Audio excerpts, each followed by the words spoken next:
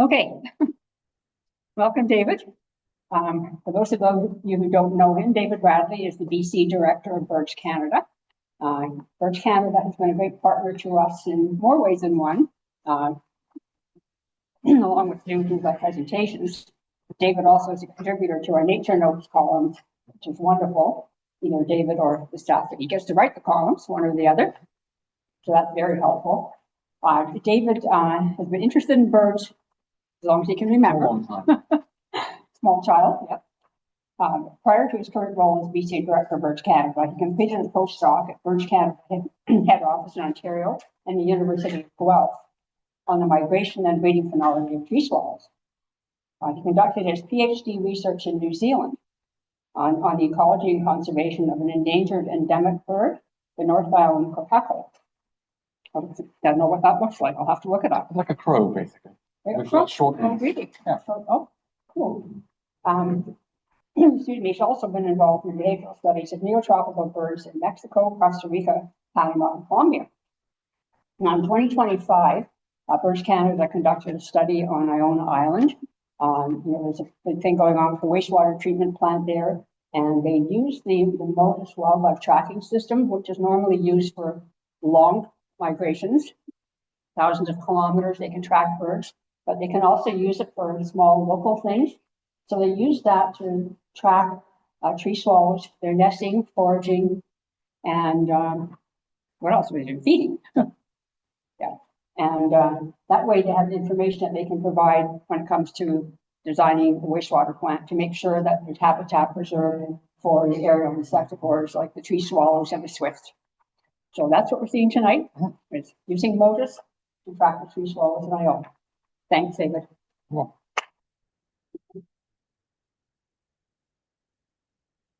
thank you very much for the introduction, and thank you very much for the invitation too. It's nice to be able to present this to you.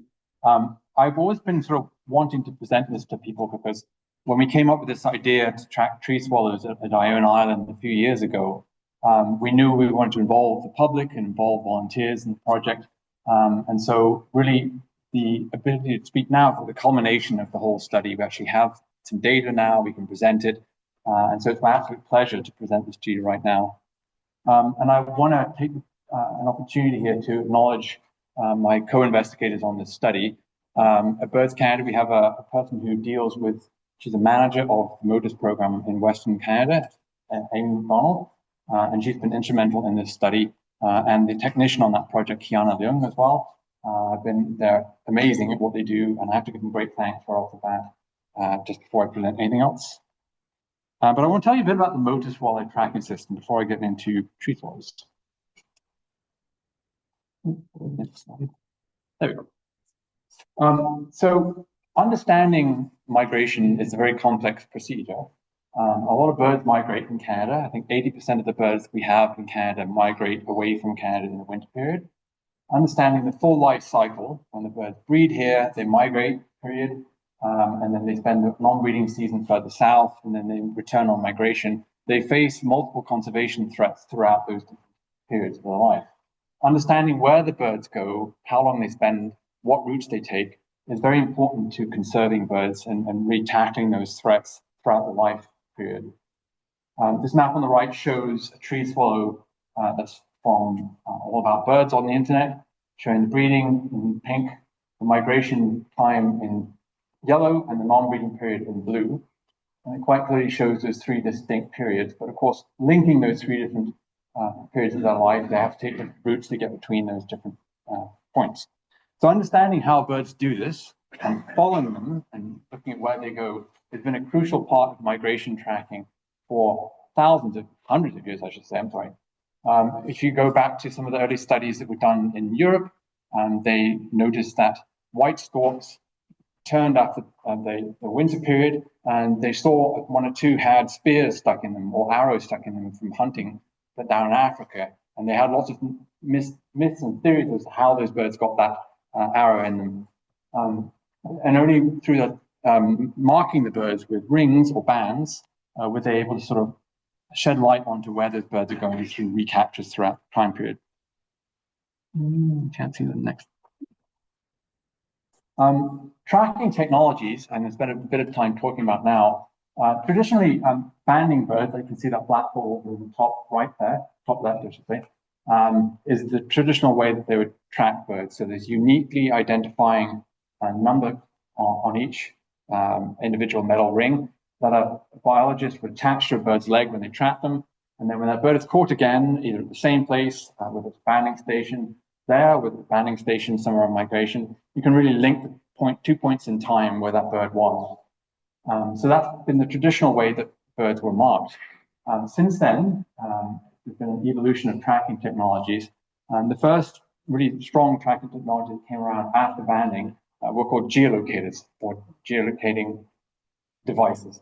So essentially, the light-sensitive tracking or sensors on the bird back that you attach, and then you can then download the signatures from that tracking device. It shows you what you can plot latitude and a bit of longitude as well as the bird migrate.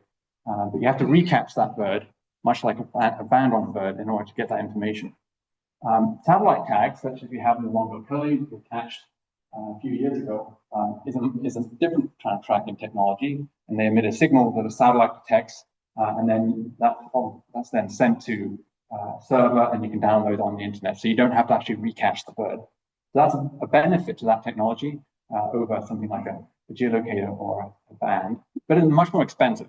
So each tracking technology has its pros and cons.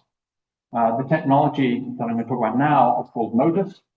This example here is a yellow rail, and that's the MOTIS tag, low-tech device that you use to actually then activate those tags.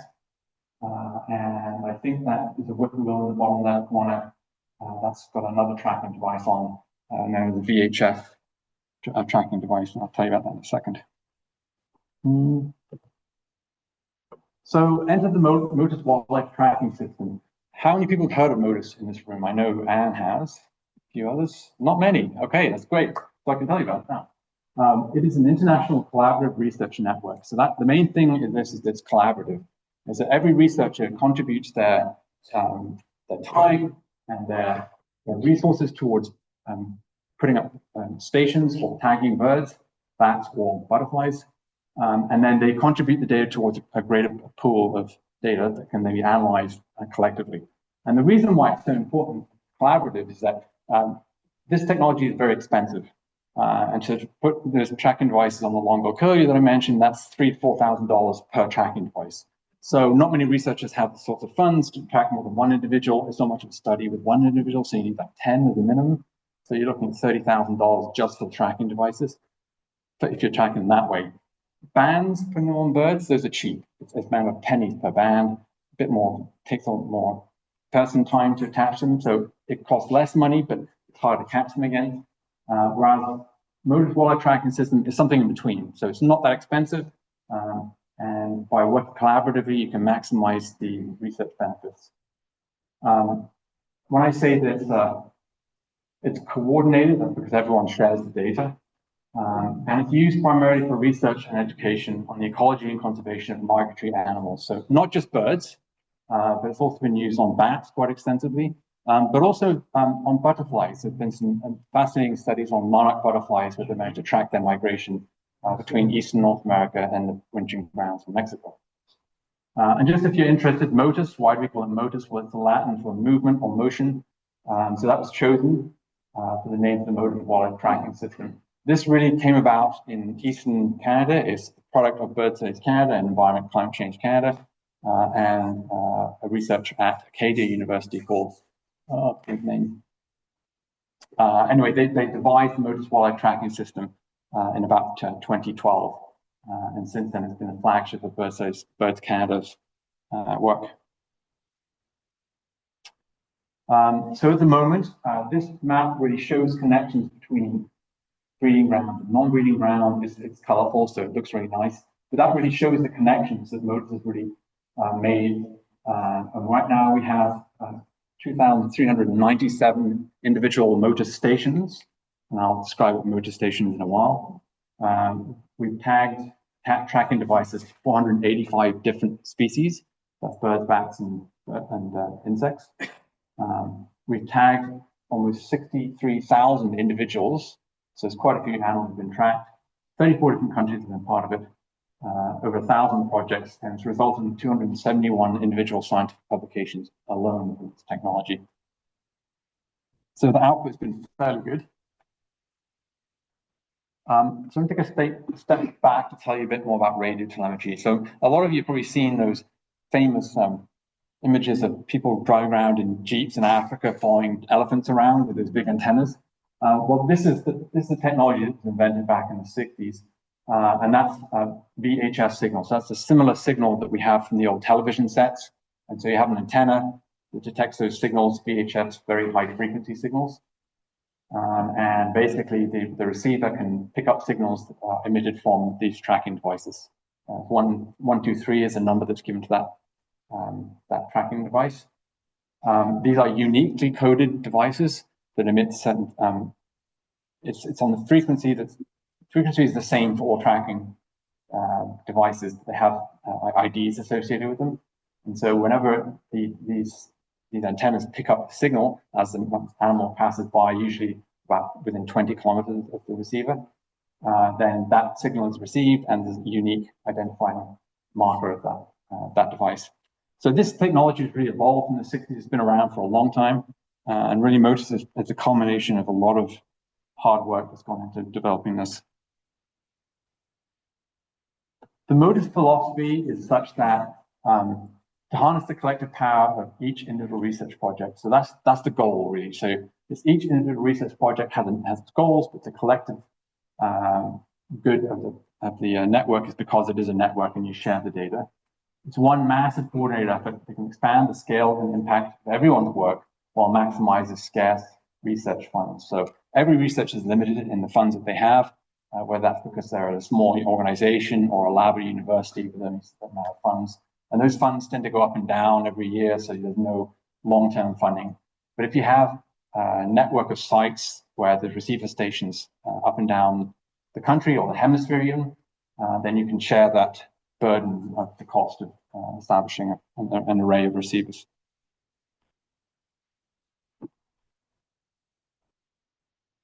So the Motus philosophy is that we should all be working together by using a common frequency. It used to just be one frequency that they had, but now there's 3 or 4 different frequencies that they're allowed to use. It's shared infrastructure, so we all share these stations, or towers as they're traditionally called. So if an animal's picked up on one station, it can be picked up on that station or any other station. So we can all pick up each other's animals. We cooperate on development, so we get the station set up, we share costs, we share project ideas, we have a big research network that's built up. And a lot of collaborative research in conservation. So this results in a lot of researchers getting together, co-authoring studies, combining funds to say, well, we've got $10,000 to tag, American red starts or something. And then another person said, well, we're interested in American red starts. We can throw 5,000 in if you want to add 10 more tags. And so you sort of build momentum. And all of a sudden, everyone has like 50 tags. So you can answer a lot more questions with a lot more certainty. And you share the publishing rights and the benefits that you get out of that.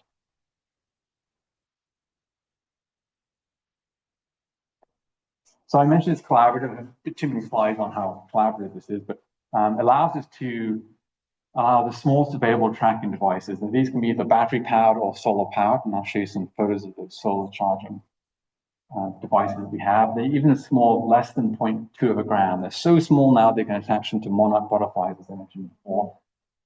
And it's fascinating because it continuously monitors them. So as soon as the animal's left the hand of the researcher, it's continuously emitting signals that can be picked up by stations. So it's a continuous monitoring system.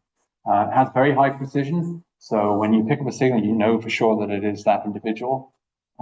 There's no need to recapture them because they emit signals that can get detected. Recapturing is often very difficult. As I explained when you're banding birds or when you're putting satellite tags on birds, geolocators on birds, it requires you recapture those birds to then read the tags on them. But this is detected passively. And all the data comes to a central data management hub. And Birds Canada has been managing this and raising funds to make the service stronger and bigger and with more storage capacity and better infrastructure. And that's a thing we do very proudly at Birds Canada. So we convene all these different researchers from all those different organizations in all different countries. So it's a great sense of pride that we have in this. The radio transmitters are getting smaller and smaller. As I mentioned, 0.2 of a gram, some of them, and different designs. What's interesting is that these tracking devices have solar panels on them.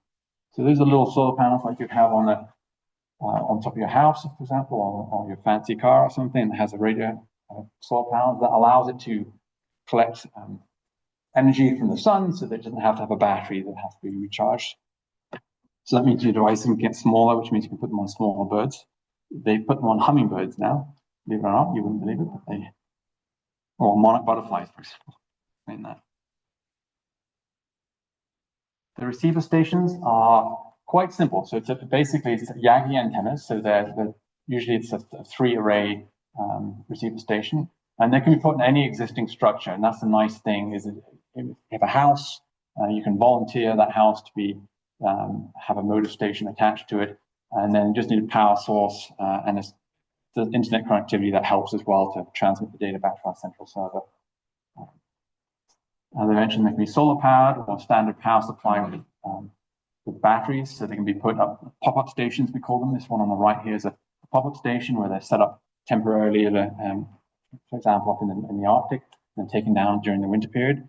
And they just have like a car battery. So they can be powered in different ways. The antenna can range up to 20 kilometers. So the reach is quite good. For example, the ones that have been set up in Delta can reach across the strait, across the Vancouver Island, which is great because any bird that passes between the island and here can get picked up. It's direct line of sight, so if there are mountains in the way, it interferes. But if you put these receiving stations on high points, it usually picks up quite a few different signals. Some examples from receiver stations around here. I don't know if you can see, if you've been to Blackie Spit, there's me and Amy setting up the station there a few years ago. Pump house at the end of the Blackie Spit. And we set up a few stations around. There's some stations down in Colombia in the middle there. And I'm not sure about the one down the bottom right, in Ontario. But we set stations up all around North America. And this map shows the distribution of the stations. Each dot represents a different station.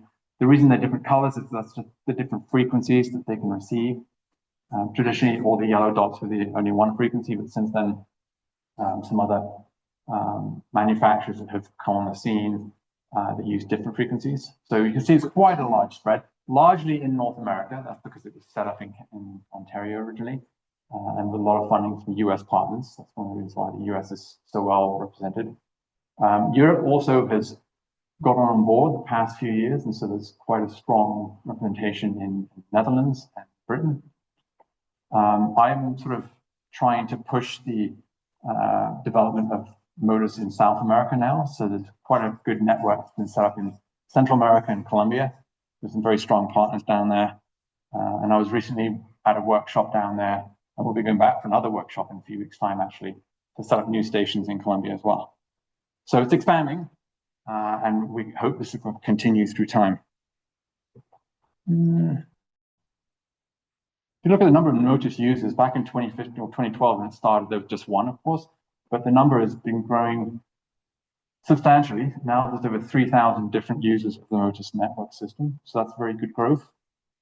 And I'm not going to talk too much detail about this. It's just how the data flows from the animals carrying the receivers to collaborators to receiving stations to the central Motus database and the public interface, which is giving presentations like this, publishing. So an example of how Motus is used is with Swainson's thrush, which we all know and love. They visit here every year. And so what a colleague of mine, Anna Gonzalez, did down in Colombia a few years ago was really important to show the influence of forest type on departure date and migration speed. And this has strong influence on survival for these birds. And so she showed those birds that spent the winter in coffee farms, in red there, tended to leave the wintering grounds earlier, so about day 35. And they also reached the green and support longer, support slower migration. So these birds spent the winter in the coffee region in degraded habitat generally migrate slower and leave earlier. But those birds that are in higher quality forested habitat with a blue circle, they left later and they moved much faster. So there's reduced threats on migration, so probably a higher survival, and that's another part of the study. So just an example of what you can do with MODIS. And the map on the left shows the migration trajectories for those different cohorts of birds in the two habitats. So that's just an example of a study that Anna did a few years ago. More recently, that's Amy there again, my colleague Remy, tagging Dunlin and these Roberts Bank terminal. And we're catching them at night when they're more likely to fly into the nets, attaching MODIS tags to them. To look at the overwintering movements of these Dunlins as they move around the Fraser Estuary. And these animations show the movements of birds between MODIS stations, which are the round white circles on that map. So you can see there's quite a bit of movement between them. I don't know what the colors represent, probably the speed of movement, but it's just showing the relative use of these different areas by these birds. This data is currently being published or written up for publication by Amy. We're also able to assess overwintering movements of those Dunlin, both within the Fraser Estuary, but also as they move down to sites on the west coast of Washington State. So again, these points represent different birds, and the lines connecting them represent different points in time, showing the movement of those birds between Grays Harbor in Washington and back up to the Salish Sea.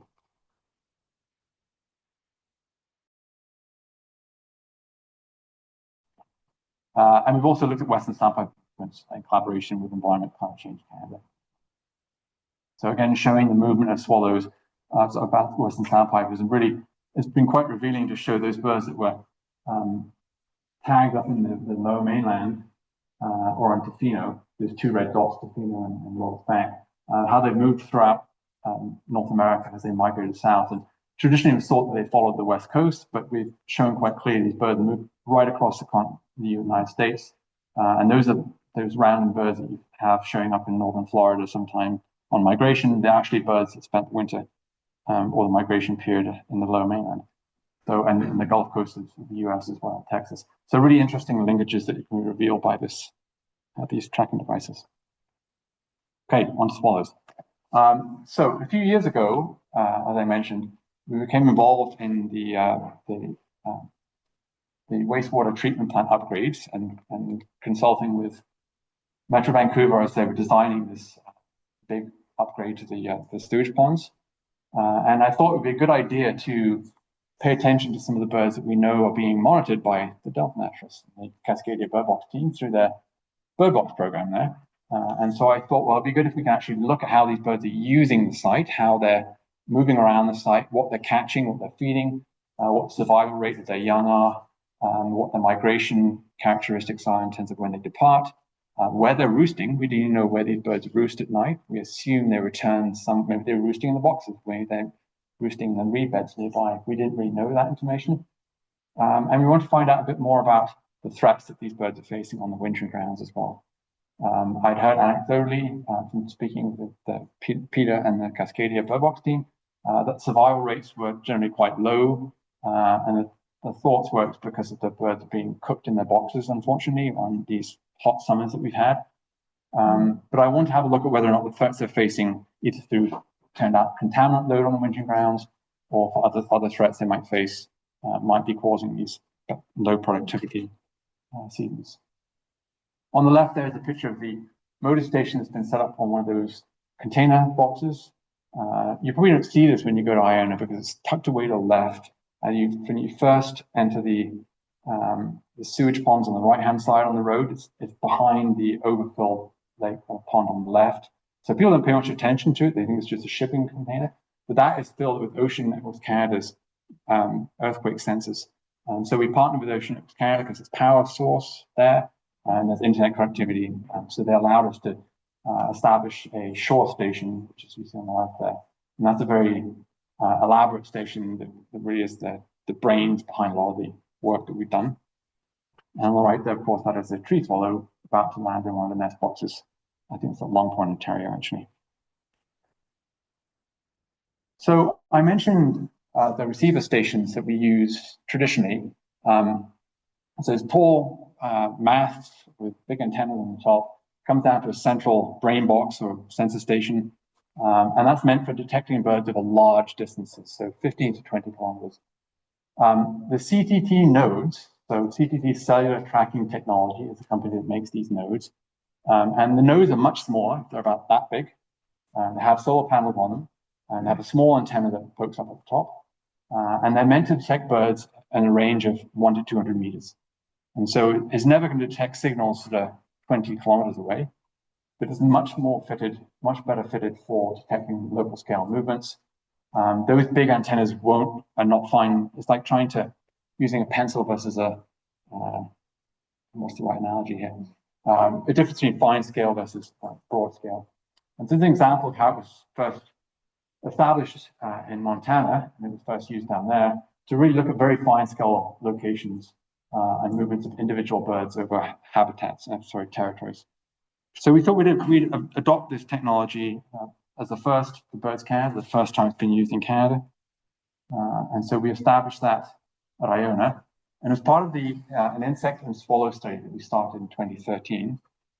So I'm going to talk about insects a bit now, because insects are what we really wanted to link to the habitat. So we knew the birds were feeding over the sewage ponds, they were feeding over the natural ponds they have there, feeding over the salt marshes. And we want to know, what are they doing in those different areas? What are they feeding on? Because there's good reason to think that the insect diversity emerging from those wetlands is going to vary across space. So we established 3 of these big tents to collect those insect samples passively. They basically get blown into the nets, and they blow into a little jar of alcohol. The insects die, unfortunately, but then we strain the alcohol, we identify them down to order, and then we tally the different insects that are being collected at each location. So it was to assess the abundance of those flying insects, because we know they're the prey of swallows and swifts, which we know are declining, unfortunately, in North America.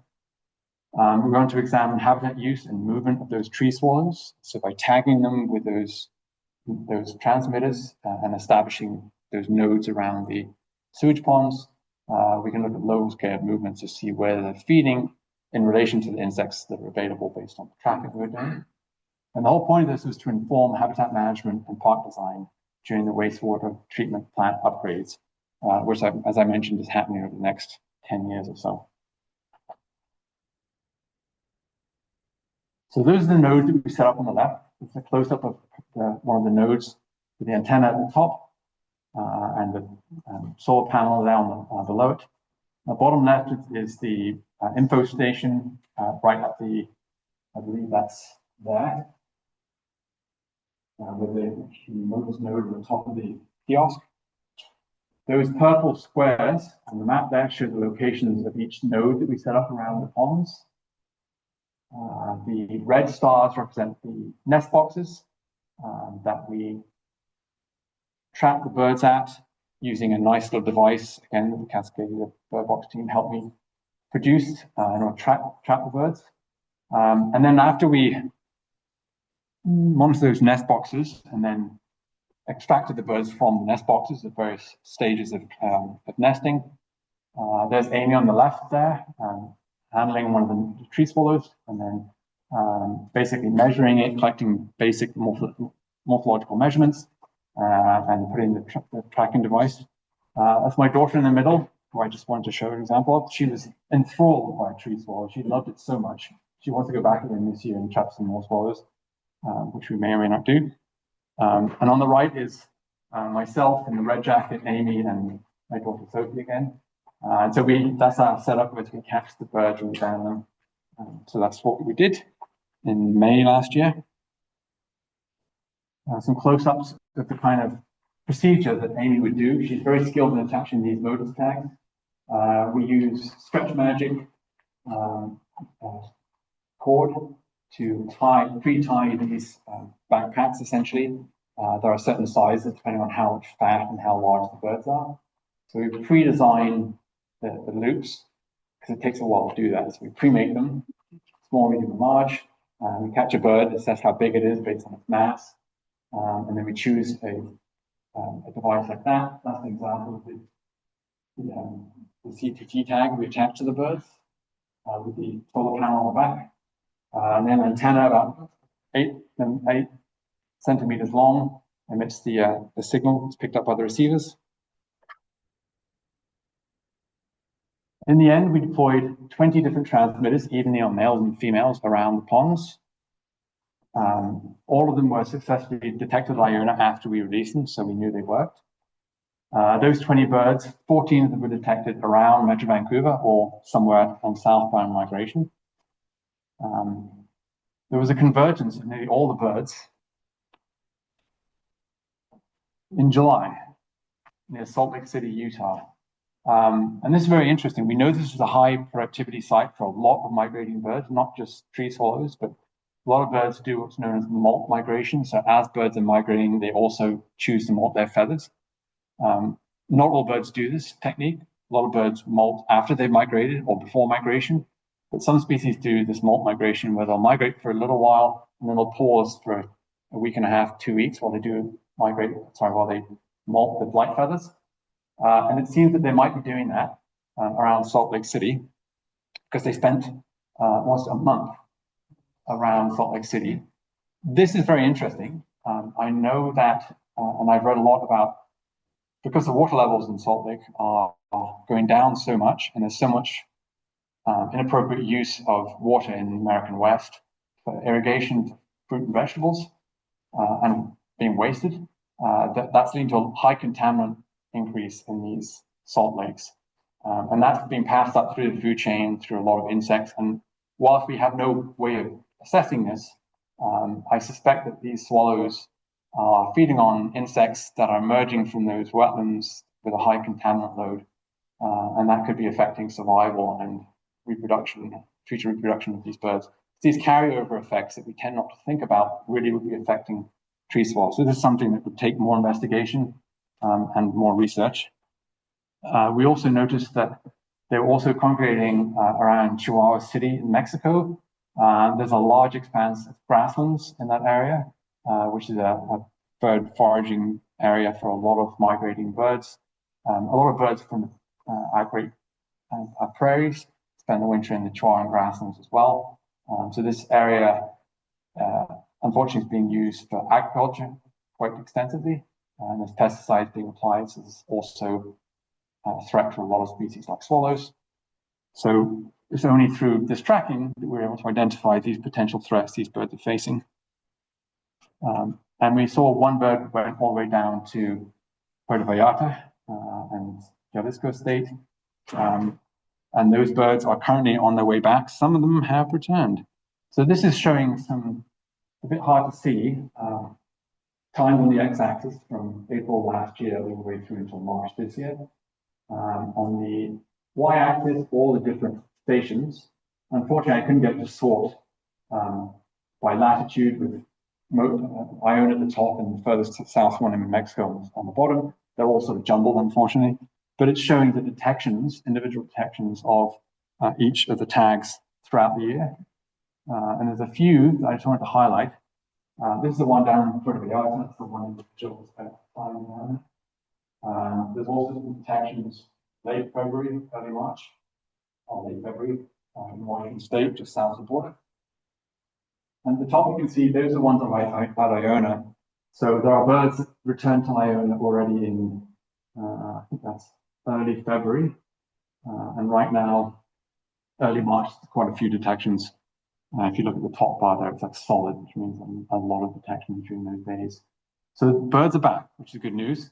Only when we return there and examine the data a bit more closely and set up the nodes again, which is going to happen this weekend, will we actually be able to track their individual movements again around ponds. So I'm going to step away from swallows and Modus a little bit to talk about a project that we're just starting with the University of Windsor, which is my alma mater. I did my master's degree at the University of Windsor. And they've started a study called Modus Audio. So they're taking advantage of the Modus infrastructure and the stations that have been set up across Canada. And they are attaching to those Modus stations microphones to record the sound, the flight calls of birds as they pass over. And I heard that they were doing this, and I got really interested because Dan Mennel, the guy who was behind this, was my advisor on the master's project. And I heard about this, so I contacted him right away. And so we're collaborating on this now.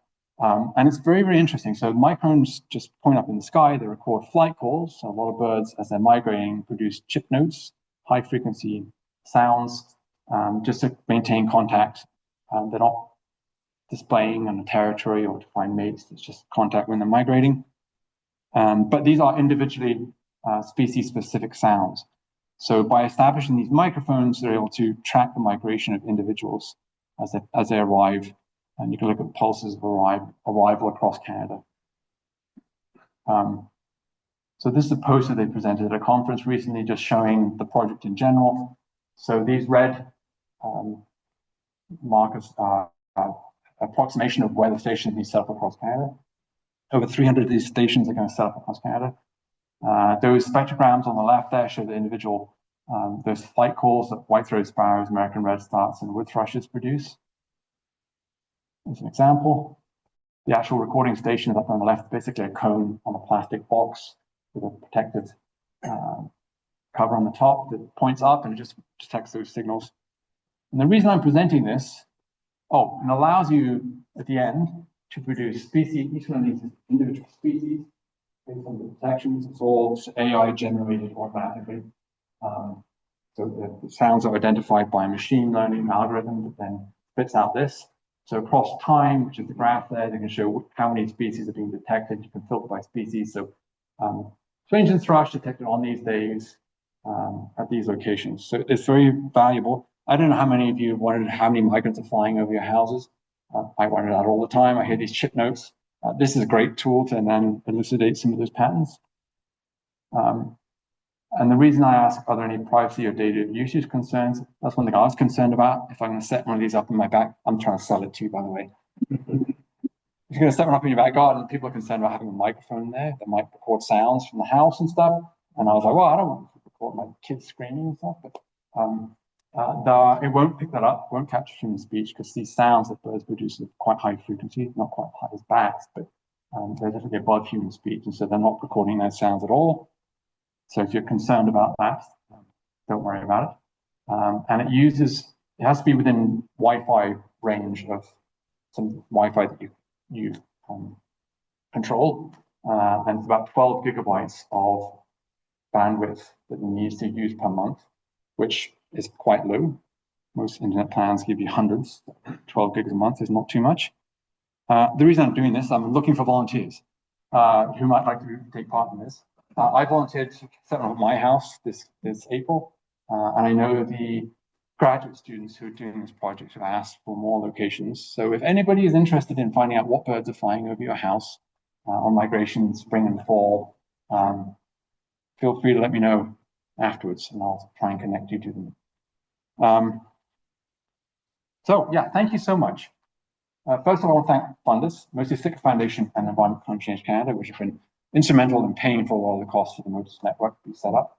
And the Cascadia Bird Box team, Peter, Jack, Jim, and Al, who have been great at both setting the boxes up and also collaborating with us to allow us to track birds at the boxes of Iona, but also helping design special flat that they made examples of that I installed inside the boxes to catch the birds, because it wasn't as easy as I was hoping.